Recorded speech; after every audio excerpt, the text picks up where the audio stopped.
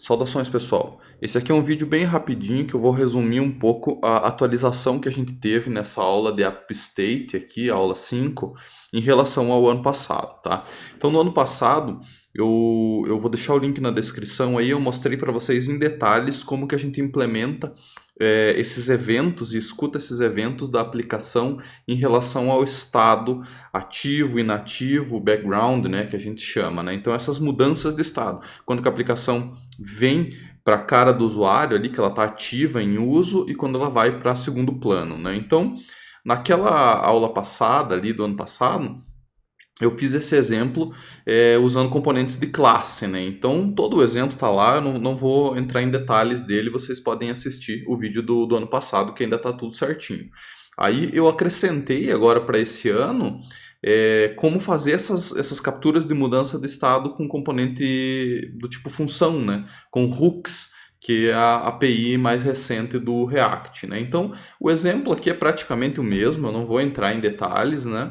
Eu vou mostrar ele funcionando, explicar as diferenças e compartilhar com vocês esse código aqui. Então, nós temos aqui um componente app.js que inicializa tudo e ele só faz uma lógica bem bobinha ali para mostrar dois componentes e eu forcei aqui num timeout a exclusão desses componentes da tela. Então, em determinado momento, ele para de renderizar os componentes e desenha outra coisa, né? Então, aqui a gente consegue ver quando que o componente entra na tela e quando que ele sai da tela, tá? Então, vamos observar algumas execuções aqui. Eu fiz as duas coisas, né, em classe e em função, e eu já mostro para vocês a diferença dos dois. Então, aqui eu estou com o terminal do Expo rodando, né? Eu vou fazer o seguinte, eu vou recarregar a minha aplicação. Então, ele já veio com um estado padrão em background, ele chamou o hook para o componente de função e os que não tem nada é o componente classe, né? Então, essas linhas que não diz nada no início são os da classe. E aqui os que diz function barra hook são o componente hook, né? Então, a aplicação basicamente ela começa aqui, ó, running application, tal e tal. Então, ele montou o componente, fez um fetch numa API, por exemplo, isso aqui é só um print, né? Mas ele fez um fetch numa API. Ele montou também o componente função, fez o mesmo fetch API, né? E entrou a aplicação no estado ativo, né? Ou seja, ela veio aqui para a execução do usuário, né? Então, os dois componentes se tornaram ativos naquele momento. Se a gente clicar aqui no caso do Android, né, na escolha de aplicações, vocês reparem que a aplicação vai para background, eu posso trazer ela de volta, ela fica ativa. Background, ativa, né? Então, isso aqui são eventos que você pode implementar para fazer pausar alguma coisa que você esteja fazendo ou salvar algum dado para o caso do usuário sair da tela e desligar o celular dele, por exemplo, né, e você não perder alguma coisa que ele estava fazendo, né? Então, esses métodos aqui eles têm essa funcionalidade, eles capturam essas mudanças de estado e você implementa o que for necessário ali, né, dependendo da tua aplicação, tá? Agora, sabendo que isso daqui funciona, deixa eu limpar esse log e mostrar para vocês a montagem e desmontagem de componentes. Então, os componentes eles entram na tela e saem da tela também, né? Só que aqui a gente não tem nenhum botão, nada para interagir, então eu coloquei um timeout, que a partir de 4 segundos, esses componentes eles vão sair da tela, né? Então, eu executei aqui, deixa eu só puxar de volta aqui a aplicação, rodar de novo ela no simulador. Então a gente vai ver aqui, ele montou, né, começou a execução aqui, ele montou, fez um fetch de API e tal, e desmontou o componente, né? Então ele parou de exibir esses componentes, né? O log, inclusive, aqui ficou meio bagunçadão, deixa eu fazer de volta, com o log limpo.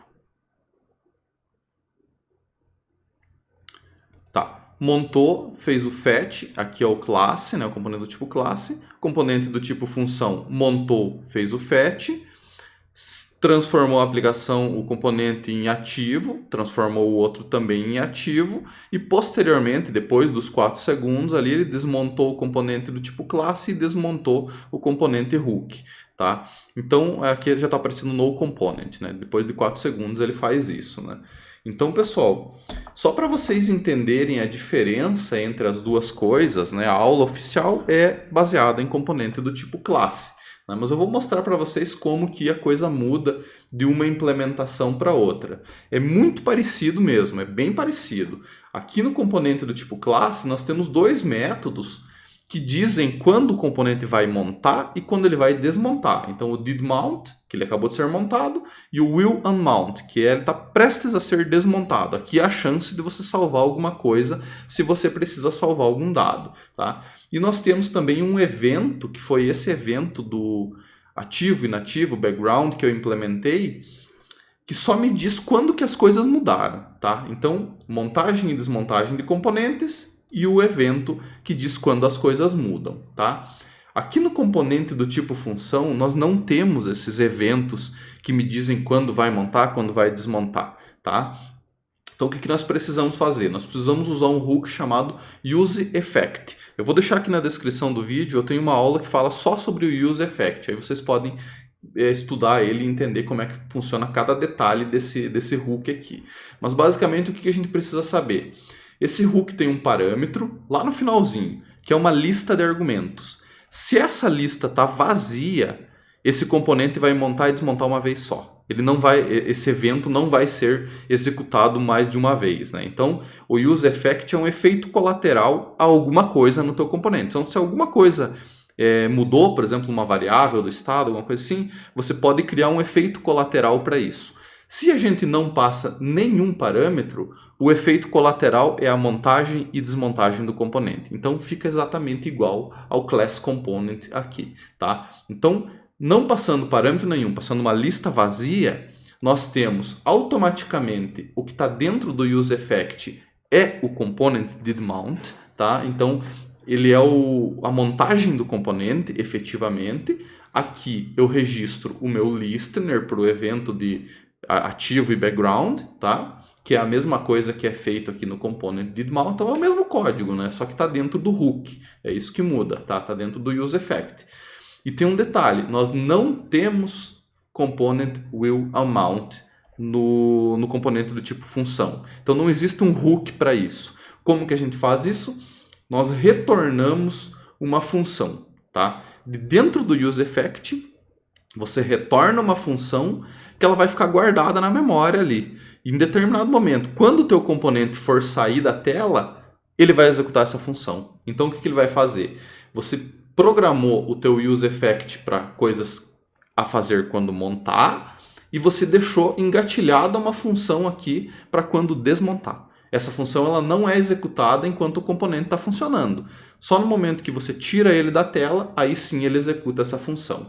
Beleza, pessoal? De resto, é tudo igual, tá? Nós temos como fazer e monitorar o ciclo de vida tanto em classe quanto em componente, tá? Eu procurei fazer esse vídeo aqui e mostrar esse exemplo porque o código que nós temos aqui na documentação do React, ele usa até umas expressões mais complicadinhas de entender e ele bagunça um pouco na minha opinião ele bagunça, né? Ele deixa um pouco mais complicado de entender essa mudança de estados. Aqui não, aqui nós só temos o ativo e background, que é esse print que ele faz no terminal, né? Então o meu exemplo aqui, na minha opinião, ficou um pouco mais simples e talvez ajude vocês aí. Se vocês se sentirem confortáveis, sigam para a documentação do React e estudem o exemplo completo. Beleza, pessoal? Valeu, obrigado!